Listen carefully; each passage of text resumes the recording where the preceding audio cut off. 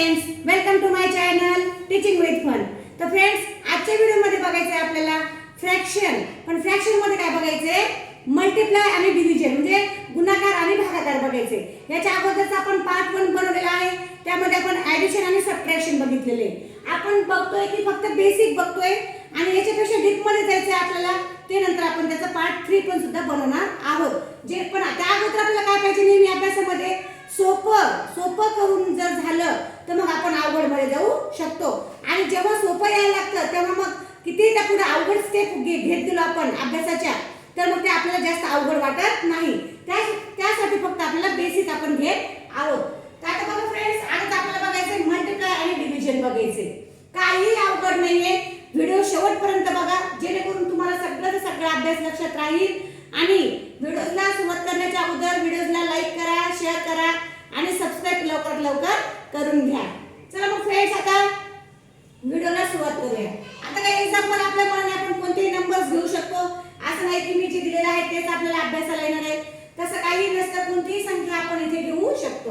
आता बघा, मल्टिप्लाय करत असताना मल्टिप्लाय खूप सोपं आहे, डिव्हिजन पण खूप सोपं आहे, ॲडिशन पण सोपं आहे, सबट्रॅक्शन पण सोपं आहे। पण ॲडिशन आणि सबट्रॅक्शन पेक्षाही सोपं काय आहे? मल्टिप्लाय आणि डिव्हायडेशन म्हणजे गुणाकार आणि भागाकार, त्यांच्यापेक्षा खूप सोपं आहे। आता बघा, ही जी मांडणी केलेली आहे 4/6 मल्टिप्लाय 3/5। आता अंश आणि छेद याला काय म्हणतात हे सुद्धा मी कालच्या व्हिडिओमध्ये तुम्हाला सांगितले आहे, अगोदरच्या पार्ट 1 मध्ये। तर आता बघून घेऊया मांडणी कशी करायची। 4 आणि 3 लिहून घ्या अगोदर। जशी संख्या आहे का तिथे ती जशाला तशी, फक्त त्यामध्ये छेद टाका आणि 6 5 लिहून घ्या। फक्त इथे काय करायचंय, दोन्हीकडेही काय करायचंय, गुणाकाराचं चिन्ह आपल्याला द्यायचं आहे। फक्त एकच स्टेप आपण इथे घेतलेली आहे।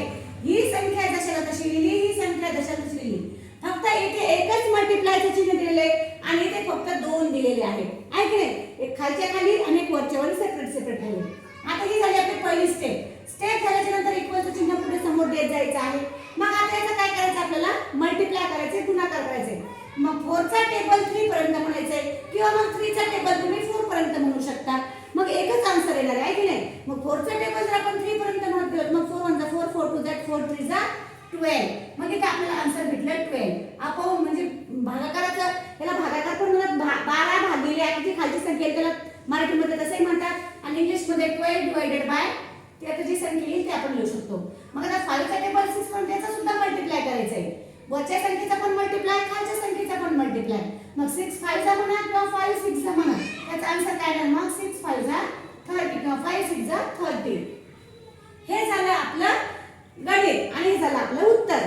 आता याच्यानंतरचा जो भाग आहे म्हणजे याला काटाकाटी पण करतात, याचा आपण एक सेपरेट व्हिडिओ बनवूया, कारण इथे तुम्हाला सांगत दिले की लगेच गोंधळ होईल। त्यासाठी हा सेपरेट नुसतं मी डायरेक्टली आन्सर तुम्हाला मी इथे घेत आहे। आता समोरचं एक्झाम्पल बघूया। आता सांगितलं तसं तुम्ही फक्त गोंधळात पडू नका, ही संख्या जशाला तशी लिहा, 8 आणि 9, फक्त मला थोडीशी जागा सोडा, रेष ओढून घ्या। ही संख्या जशाला तशी लिहा, 4 आणि 7, आणि मग ही जे 1 आहे चिन्ह त्याला फक्त आपल्याला डबल करायचंय, एक खाली आणि एक वरती। झाली याची मांडणी लक्षात ठेवायची आहे। त्यानंतर कारण स्टेप जेवढा आपण स्टेप घेतल्या तेवढ्या स्टेपला आपल्याला मार्क चांगले भेटत असतात, त्यासाठी सांगते। आता 8 चा टेबल 9 पर्यंत म्हणा किंवा 9 चा टेबल 8 पर्यंत, मग याचा आन्सर काय तर 8 9 72 किंवा 9 8 72 डिवाइडेड बाय 4 चा टेबल 7 पर्यंत म्हणा किंवा 7 चा टेबल 4 पर्यंत म्हणा, 7 4 28। अशा पद्धतीने आपल्याला आन्सर भेटलेला आहे। आता हे झालं आपलं मल्टिप्लाय किती सोपं गेलं की नाही, काही अवघड नाही, आहे की नाही? आता डिव्हायडेशन, फक्त काय करत जा की कोणताही अभ्यास सोपं समजून करत जा, म्हणजे तुम्हाला अभ्यास अवघड वाटणार नाही। सगळ्यात अभ्यास करण्याची महत्त्वाची ट्रिक म्हणजे अभ्यास सोपा आहे हे समजून करत जा। आता इथे बघा, आता डिव्हायडेशन, आता डिव्हायडेशनची मांडणी कशी करायची, मांडणी लक्षात ठेवायची। मांडणी आली म्हणजे त्याचा आपल्याला आन्सर लगेच फास्ट मध्ये मिळते। आता बघा, सगळ्यात अगोदर आपण मल्टिप्लाय मध्ये काय केलं, वरची संख्या वर घेतली, खालची संख्या खाली घेतली, डायरेक्ट त्याचं मल्टिप्लाय करून टाकले। फक्त इथे एकच चेंज करायचं, आपल्याला काय करायचंय, हे लिहा 7/8, जशा दिवशी वरची संख्या आणि खालची संख्या 7/8। फक्त इथे जे भागाकाराचं चिन्ह आहे, डिव्हायडेशनचं जे सिंबल आहे, तिथे आपल्याला फक्त मल्टिप्लायचं चिन्ह द्यायचंय। एकच काय करायचंय, आपण आपण इथे काय चेंज केलं, फक्त चिन्ह चेंज केले, म्हणजे हा जो चिन्ह आहे आपला डिवाइडचा तो काय झालं इथे मल्टिप्लाय मध्ये त्याचं रूपांतर झालेलं आहे. आलं लक्षात. आणि आता इथे सगळ्यात महत्त्वाची बाजू म्हणजे काय आहे, ही आता जी वरती संख्या आहे ती खाली जाणार आहे आणि खालची संख्या वरती येणार आहे. म्हणजे अगोदर काय मग 6 येईल, खालची संख्या वरती घ्यायची आहे आणि वरची संख्या मग खाली घ्यायची आहे. पण डिवायडेशनचं मध्ये चिन्ह टाकायचं आहे, म्हणजे त्याच्या खाली मध्यभागी दोन्ही संख्येच्या मध्ये आपल्याला रेष ओढायची आहे. बघा काही चेंज केलेलं नाही मी. ही संख्या पहिली संख्या जशाला तशी लिहून घेतली, चिन्हाचा फक्त आपण ते चेंज केलेला आहे. मग जिथं डिवायडेशन होतं डिवायडेशनचं नंतर मल्टिप्लाय झालेलं आहे आणि फक्त इथे चेंज काय झालेलं आहे, वरची संख्या खाली आली आणि खालची संख्या वर गेलेली आहे. अशा पद्धतीने ते चेंज झालेलं आहे. मग हे तर याच्या समोर सेम मल्टिप्लाय सारखंच करायचंय. आता स्टेप संपली की इक्वलचं चिन्ह द्या. सेम जसं मल्टिप्लाय केलं होतं तसं, म्हणजे 7 मल्टिप्लाय 6 अपॉन 8 मल्टिप्लाय 9 ही संख्या जशाला तशी लिहून घेतली आपण, फक्त मल्टिप्लायचे दोन चिन्ह केले. आता याचा आन्सर काढायचे. 7 6 जा 42 आणि 9 8 जा 72. अशा पद्धतीने आपल्याला आन्सर भेटलेला आहे. बघा हे मल्टिप्लाय चिन्ह गोंधळात काहीच जायची गरज नाहीये. सेम मल्टिप्लाय सारखंच केले, फक्त आपण काय केलं एकच स्टेप, एवढी स्टेप फक्त चेंज केलेली आहे याच्यामध्ये. ही एवढी स्टेप आपण फक्त बदललेली आहे. बदललेली म्हणजे काही बदललेली नाही. पहिली संख्या जशाला तशी घेतलेली आहे, डिवायडेशनचं चिन्ह मल्टिप्लाय केलं आणि खालची संख्या वरती आणि वरती संख्या आपण खाली घेतलेली आहे. आता हे जर तुम्हाला समजलेलंच असेल. आता शेवट समोरचं बघूया.